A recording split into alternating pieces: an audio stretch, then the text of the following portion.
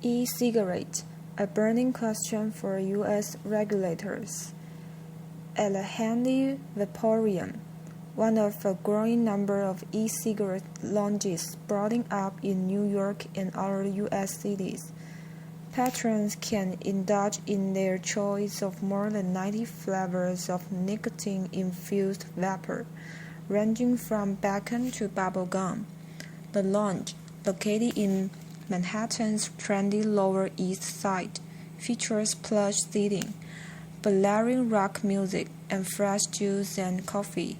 A sprawling sign on one wall lists all the carcinogens that e-cigarette users avoid by kicking their smoking habit and using the e-devices instead.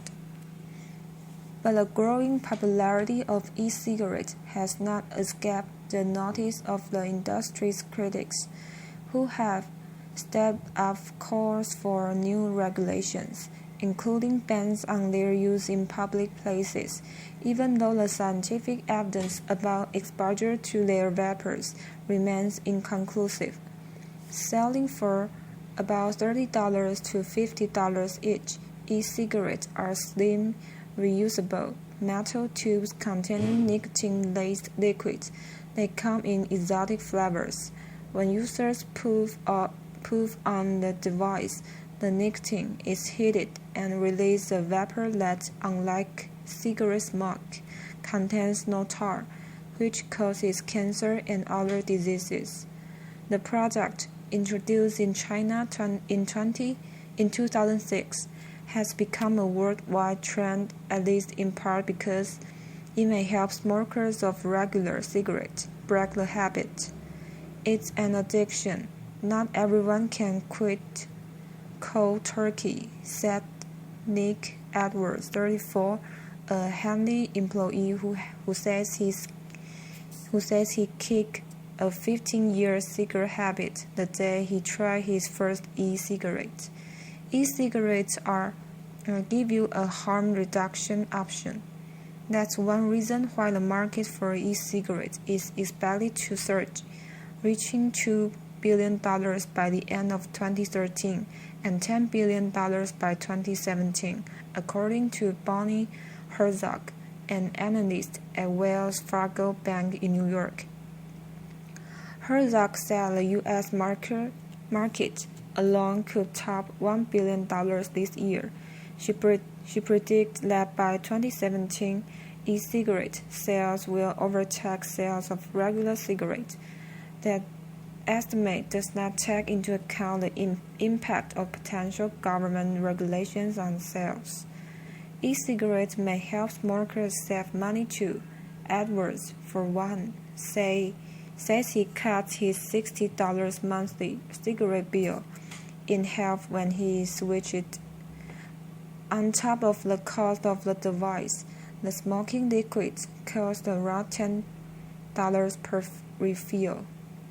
Despite the perceived benefit, critics worry that the addictive nicotine found in e-cigarettes could lure more people into smoking and discourage others from quitting altogether.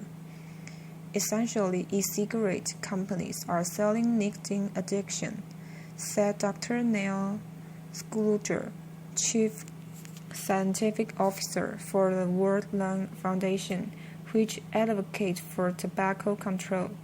Once you have them addicted to nicotine, you can sell them all sorts of things, including conventional cigarettes, he said. This is a giant Trojan horse. In the United States, such concerns have led to calls for increased government regulation.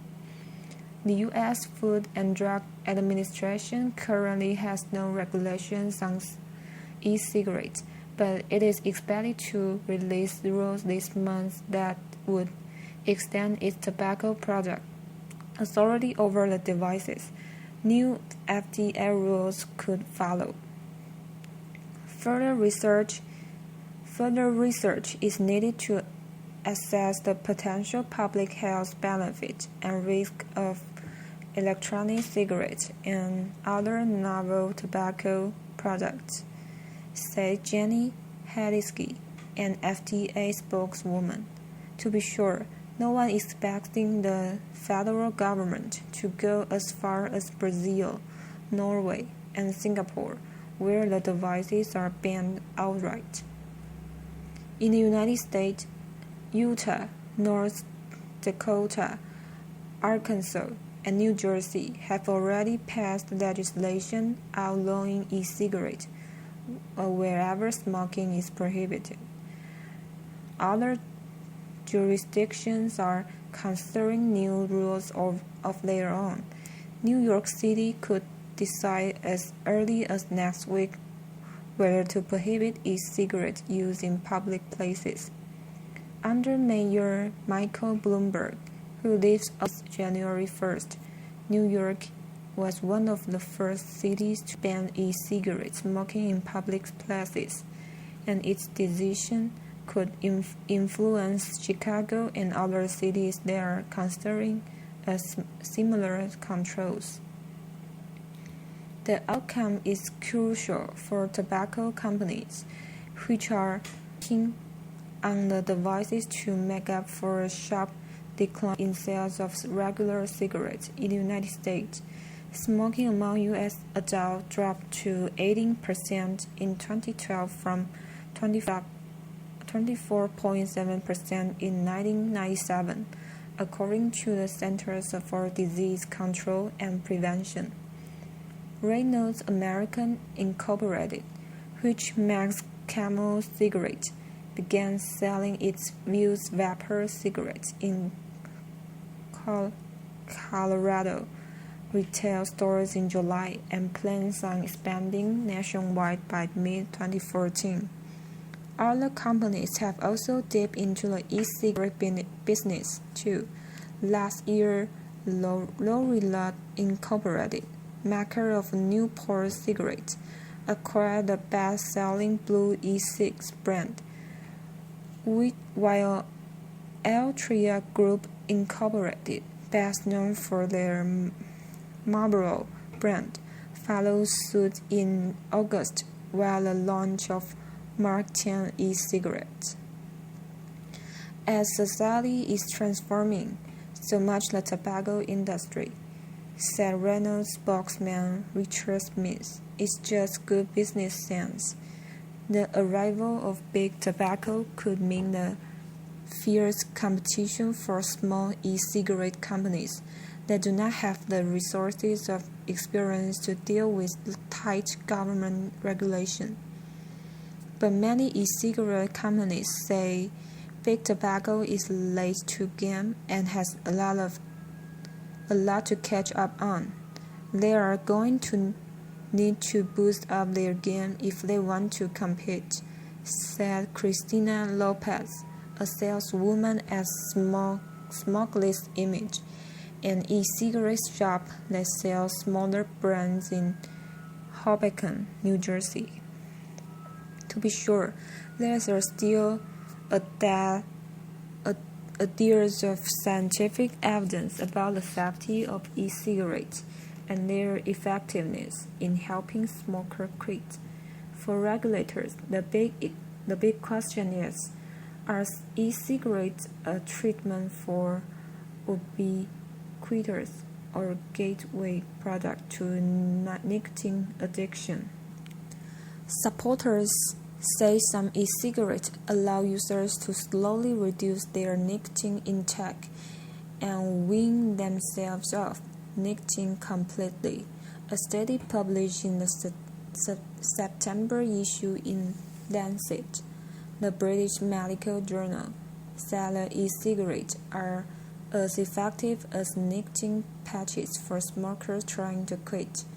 Worldwide, a conventional cigarette addiction kills 6 million people a year, in part because of the 250 harmful chemicals found in tobacco smoke, which can cause cancer, heart disease, and stroke, says the Centers for Disease Control and Prevention. But e-cigarettes may not be harmless either. Nicotine addiction, fed by smoking, chewing tobacco, or e-cigarettes can cause high blood pressure, disrupt heart rhythms, and lead to obesity and diabetes. Electronic devices, the future fruit and candy flavors are even more worrying, critics said, because they could introduce children to smoking. E-cigarette vendors says the sweet flavors make the process of quitting smoking less painful.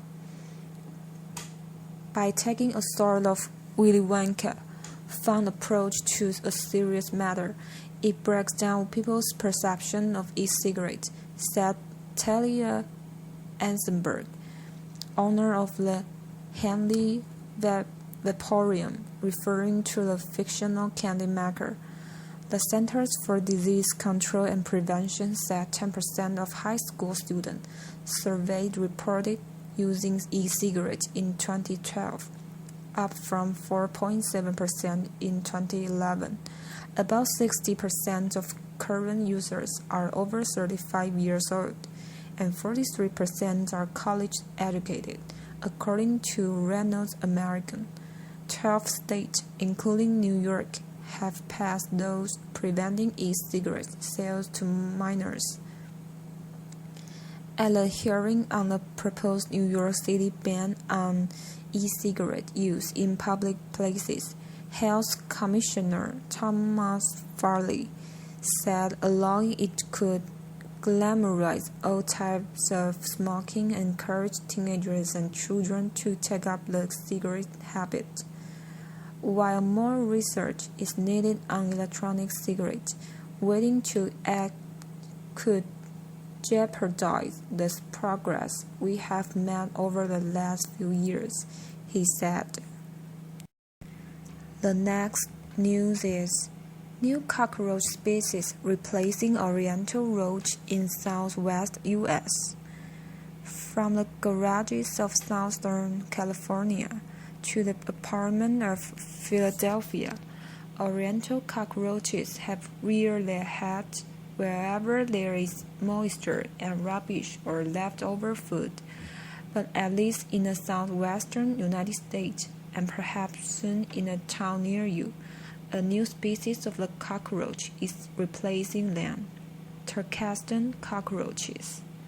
Compared with the more familiar German, American, and Oriental cockroaches, the Turkestan roach is a relative newcomer to the scene, arriving to the United States in the 1970s and 1980s from somewhere in Central Asia, perhaps in Afghanistan, said Michael Rust, an entomologist at the University of California, Riverside.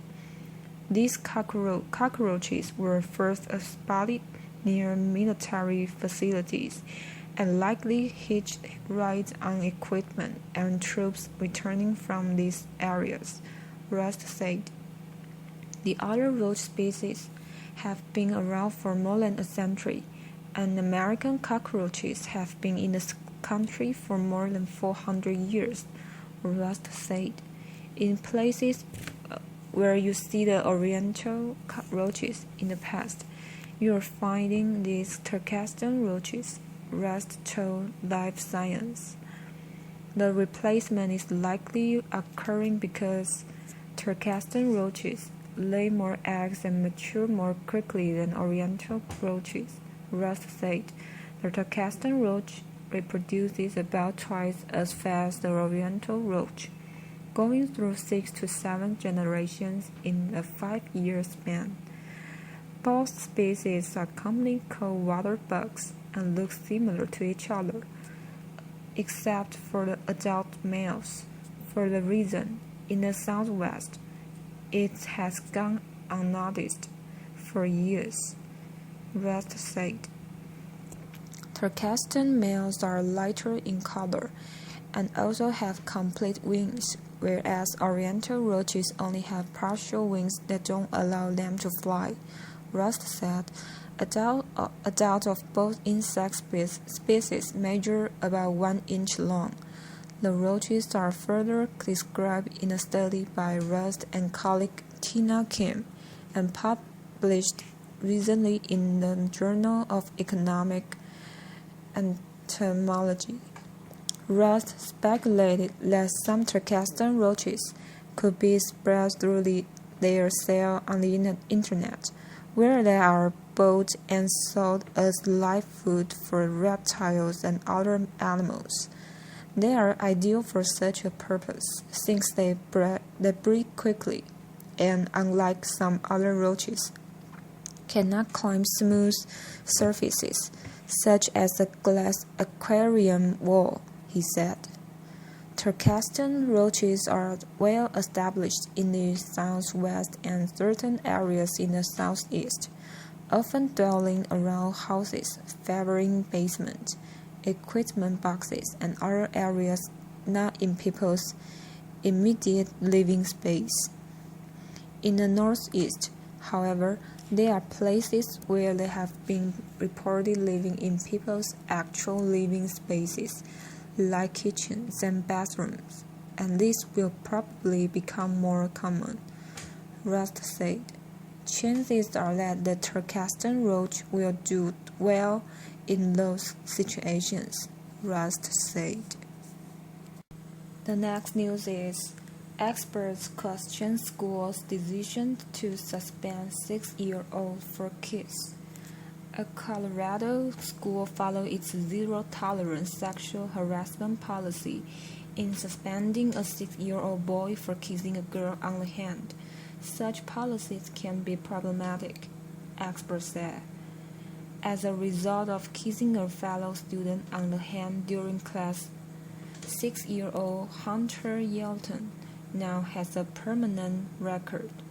His Colorado school district has a zero-tolerance policy on sexual harassment, which school officials maintain the boy violated with his pack. The boy was suspended from first grade at Lincoln School of Science and Technology in Cannon City, Colo. His mother is protesting the school's action as extreme and not age-appropriate. The case is gaining national attention through social media, with many suggesting the response is a zero-tolerance policy taken too far. School officials who are not responding to further media requests have told local media that the boy's BuzzFeed district standard for sexual harassment. While some education experts say this may technically be true, the assertion lacks proper perspective, especially with a child this young. Zero-tolerance policies in schools have not been shown to work, says Nadine Block, a child psychologist and author of Breaking the Paddle, Ending School Corporal Punishment. This is just another example of going overboard on rules in schools that need to be more flexible, says Ms. Block, who spent 2 decades working as an educator in schools. Rather than a rush to a punishment, she adds, schools should be looking for ways to teach appropriate behavior instead. Zero-tolerance policies in schools have been implemented in order to try to decrease major student violations, says Kelly Welch, an associate professor of sociology and criminology at Villanova University in Philadelphia. But research shows that these policies are often used in response to many less serious acts of student misconduct and have only served to increase control mechanisms that have direct outcomes for students, she notes in an email. The result of zero-tolerance policies in schools is often harsh discipline that excludes students from important learning opportunities without offering any increase in student safety or security, says Professor Welch. In this particular case, it seems reasonable that the parent of the student who was killed would want to ensure the school was taking reasonable steps to deter this kind of action from occurring, she says, adding, but directing effort at this particular 6-year-old transgressors through a zero-tolerance policy seems like an ineffective approach for handling this situation. This is the second suspension for Hunter, who says that, on occasion, he leaned over and kissed the hand of a fellow student, a girl his mother told local media is his girlfriend. The previous incident involved a kiss on the cheek with the same girl. His mother also noted that her son has discipline problems at school and has been disciplined for roughhousing. Hunter told the local TV station that 6-year-olds have lots of energy, but he also said, I did something bad, and he accepted the school's action as fair. School administrator has many properties to balance, says Fidel Berkover, founder of the website Parenting Safe Children. It's very good that they are watching and paying attention to these things, she says.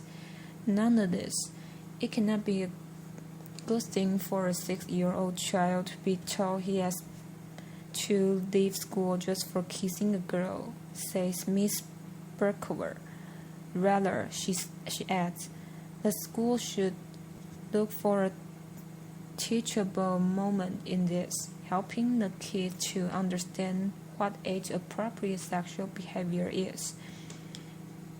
Berkover acknowledges that she only knows what she has seen in the news about Hunter, but she points out that all reports indicate that there was no force or coercion involved in the contact. If he had said something like, I won't be your friend if you don't let me kiss you, then that is different and more serious, she says.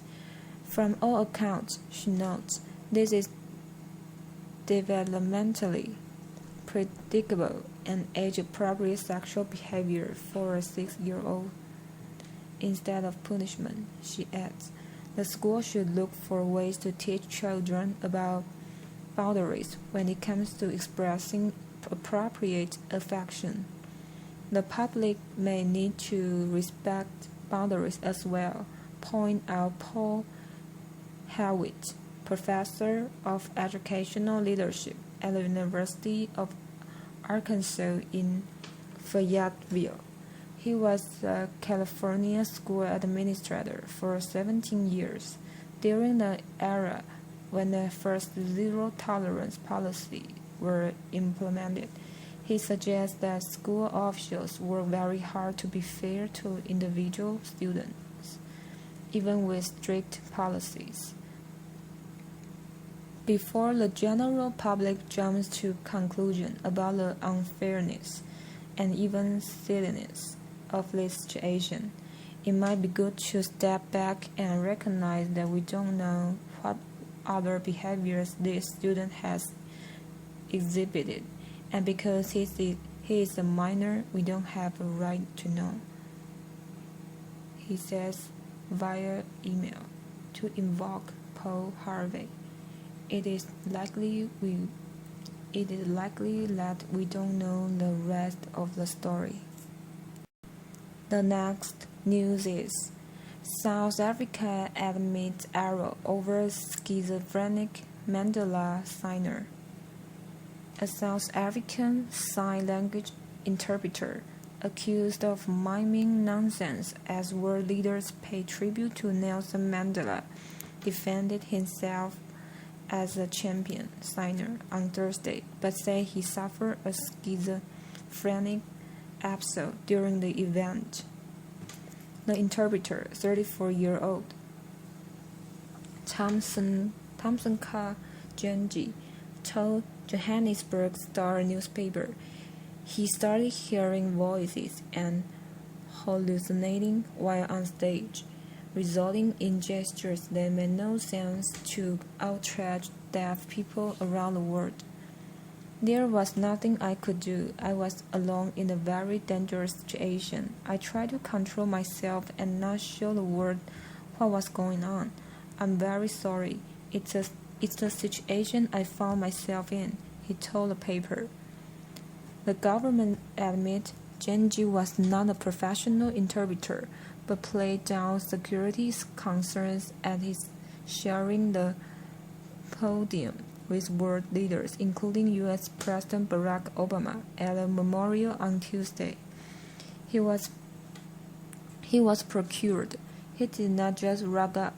Deputy Disabilities Minister Hendrita Bagapenzulu told a news conference.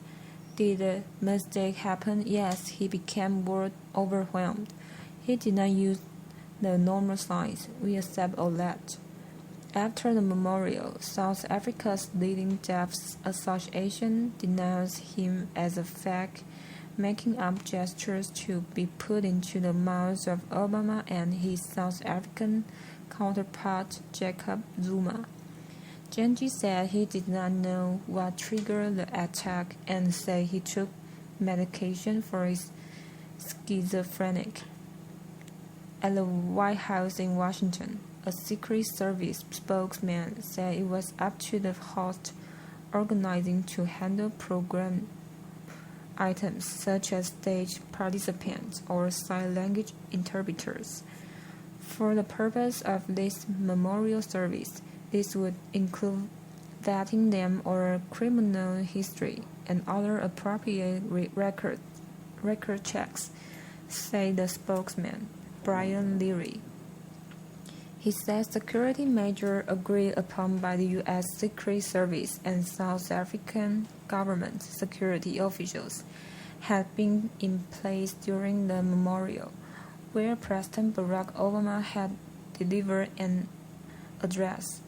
Secret Service special agents are always in close proximity to the president, whether he is overseas or in residence at the White House, said Leary.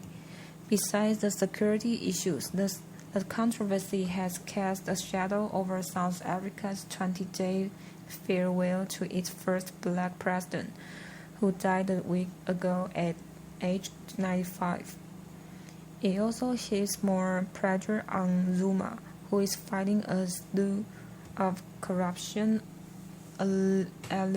allegations against him and his administration, and who was booed by the crowd on Tuesday. Footage from two large African National Congress (ANC) events last year shows Genji singing on stage next to Zuma, although his ruling party said it had no idea who he was.